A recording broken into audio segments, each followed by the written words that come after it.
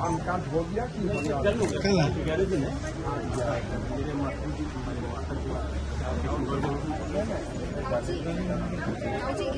Sir मेरी जमनालाल विकास की राजेंद्र गुप्ता जो दिनों भावे हमारे लोग में खिलाते थे और जसदेव सिंह पद्म भूषण कभी जी थे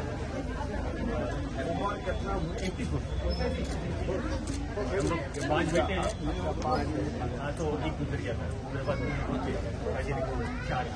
5 बेटियां थी 8 बाकी अर्जुन नदी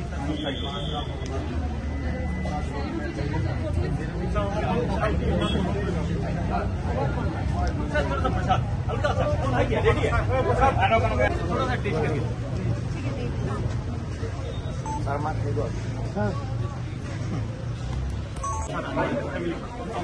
बाकी के साइड हो जाइए तो लीजिए पूरा फैमिली को आप लोग आगे आइए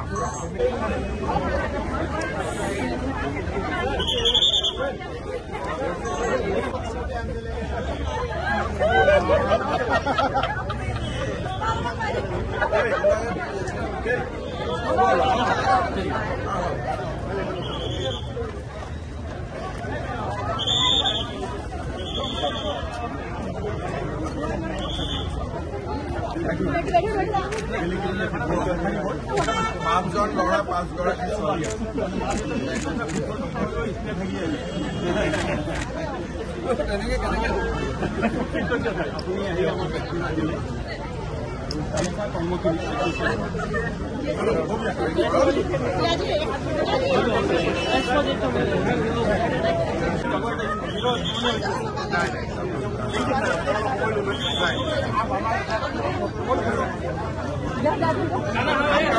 अभी होने वाला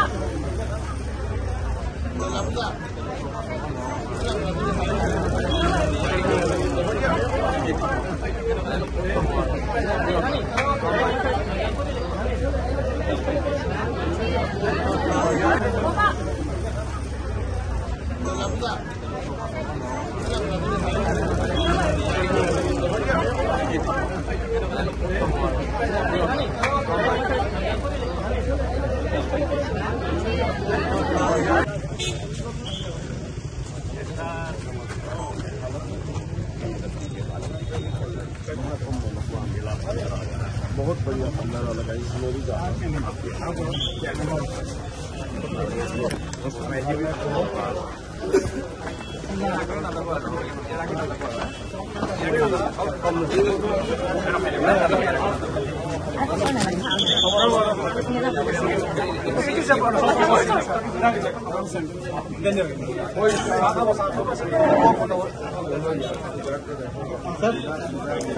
सर बैठिए पहले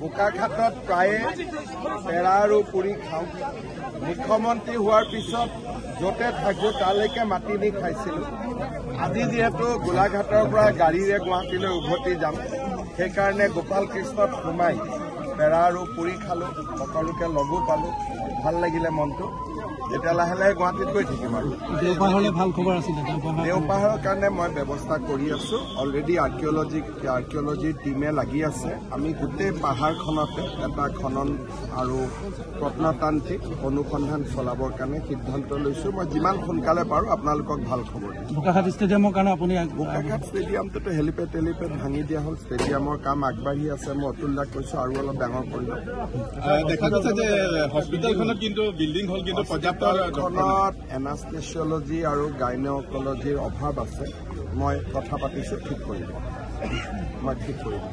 আৰু দেখা গৈছে যে আকাশ ফুকনৰ যিটো বিতৰ্ক সেই বিতৰ্কত যিগৰাকী ঠিকাদাৰগৰাকী কিন্তু দুৰ্নীতিত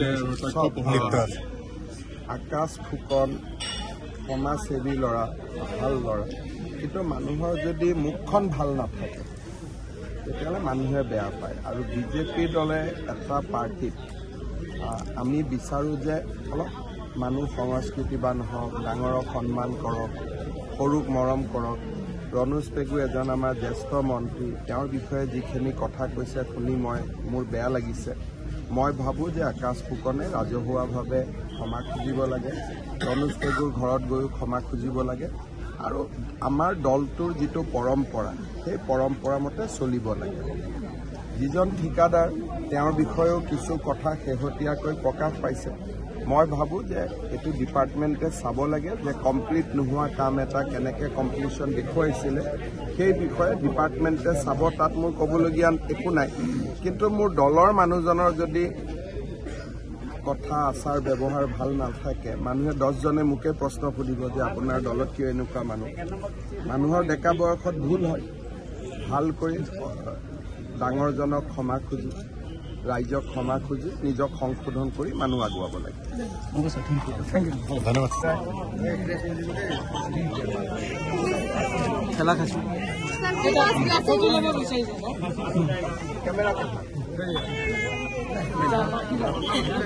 माँ भी आइए।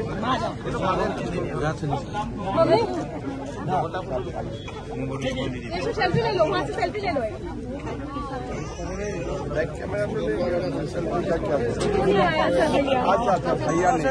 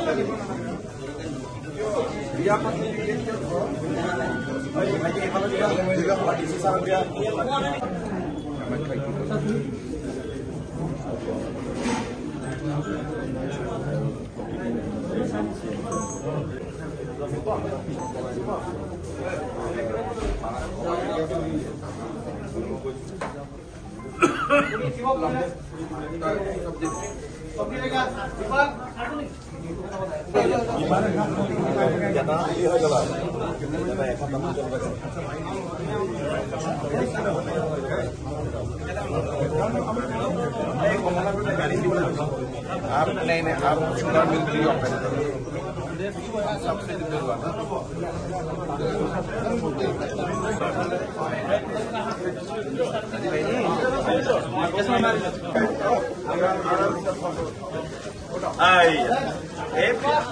আমার ফ্রি হবার এতিয়া আমার ফ্রি আর আজ तुम भी आओ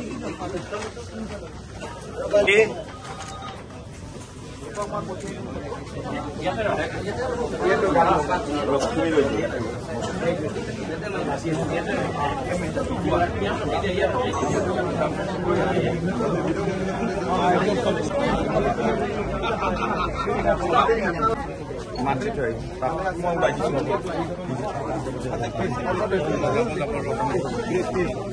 বিলাকে খেতি ৰাখি আছে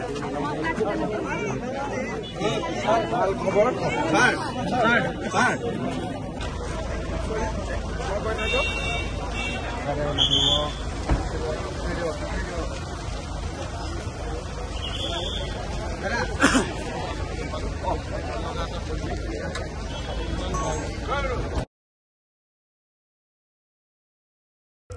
আজি আমি এই মুখ্যমন্ত্ৰীৰ মহিলা উদ্যমিতা আঁচনি তাৰ ভেৰিফিকেশ্যনৰ কাম চলি আছে আৰু খুব সোনকালে তাৰ 10,000 টকা আই মাতৃসকলে লাভ কৰিব।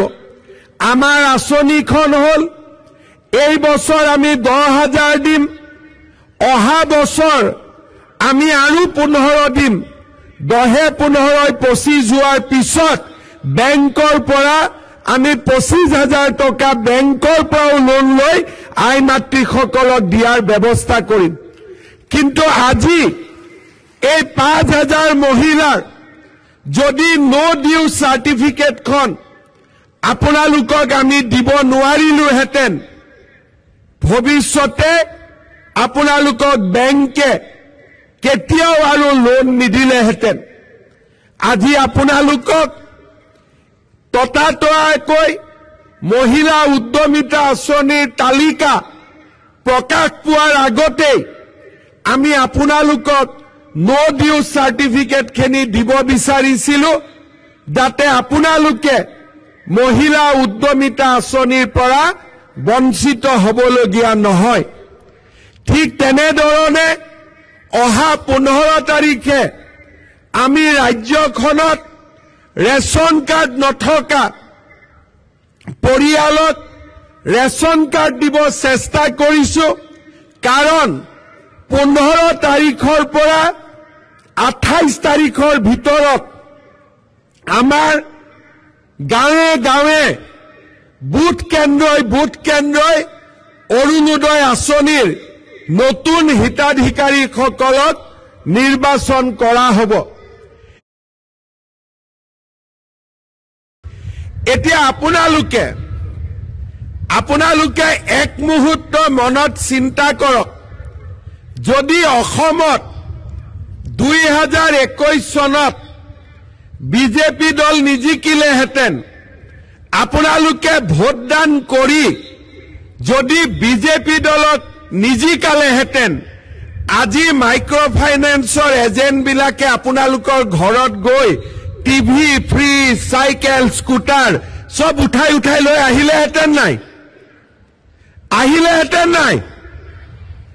আপোনালোকৰ মনত আছে 2019 আৰু 20 চনত মাইক্ৰ ফাইনেন্সৰ এজেণ্টবিলাক আমাৰ ঘৰলৈ যায়, কাবাৰ টিভিটো উঠাই লৈ আহে, কাবাৰ স্কুটাৰখন উঠাই লৈ আহে, কাবাৰ চাইকেলখন উঠাই লৈ আহে, কাবাৰ ফ্ৰিজটো উঠাই লৈ আহে, আৰু আপোনালোকে পেপাৰত 2-এটা নিউজ উঠাই, 2-এটা আন্দোলনো হয়, কিন্তু মহিলাসকলৰ ওপৰত অত্যাচাৰ চলি আছিলে। এবাৰ মাত্ৰ মই আপোনালোকক কৈছিলো যে এবাৰ আপোনালোকে পদুম ফুলৰ ছবিত ভোট দি দিয়ক, গোটেই জামেলা মৰি শেষ হৈ যাব। আজি আপোনালোকে ভাবক যে মেচিনত আপোনালোকে পদুম ফুলত ভোট দিয়াৰ বাবেই আজি অসমৰ 16 লাখ মহিলা আজি লোনৰ পৰা মুক্ত হ'ব পাৰিছে, আজি 16 লাখ মহিলা ঋণ মুক্ত হ'ব পাৰিছে। যে আমাৰ মাইক্ৰ ফাইনেন্সত যিসকলে লোন লৈছিলে 2021 চনৰ ইলেকশ্যনৰ সময়ত মই অসমৰ আই মাতৃসকলক প্ৰতিশ্ৰুতি দিছিলোঁ যে আপোনালোকৰ মাইক্ৰ ফাইনেন্সৰ লোন চৰকাৰে ৰেহাই দিব, আৰু চৰকাৰে এই লোন বেংকক উভতাই দি আপোনালোকক নো অবজেকশ্যন বা নো ডিউ চাৰ্টিফিকেট প্ৰদান কৰিব। ইলেকশ্যনৰ সময়ত আপোনালোকৰ মনত আছে, যেতিয়া মই এই আঁচনিৰ কথা কৈছিলোঁ, আমাৰ কংগ্ৰেছ দলৰ নেতাসকলে ৰাইজৰ মাজত কৈছিলে যে মুখ্যমন্ত্ৰী এইবোৰ এনেই কথা কৈ আছে, আৰু মুখ্যমন্ত্ৰী বা বিজেপি দলে কেতিয়াও প্ৰতিশ্ৰুতি পূৰণ নকৰে।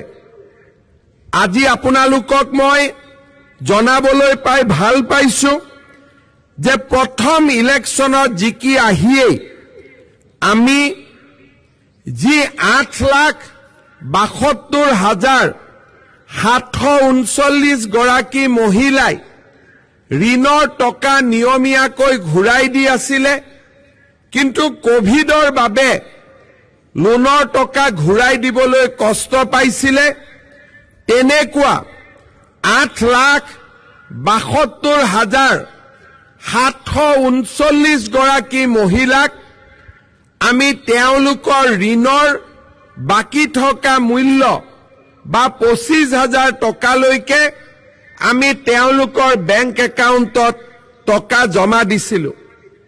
তাৰ পিছৰ বছৰত যিসকল মহিলাই লোন ঘূৰাই দি আছিলে কিন্তু 3 মাহ লোন ঘূৰাই দিব পৰা নাই, তেখেতসকলকো আমি 25,000 টকাৰ সাহায্য আগবঢ়াইছিলোঁ, আৰু ইয়াতো 1 লাখ মহিলা উপকৃত হৈছিলে। প্ৰথমখন আঁচনিৰ বাবে 1600 কোটি টকা আৰু দ্বিতীয়খন আঁচনিৰ বাবে আমি 200 কোটি টকা চৰকাৰৰ পৰা খৰচ কৰিছিলোঁ।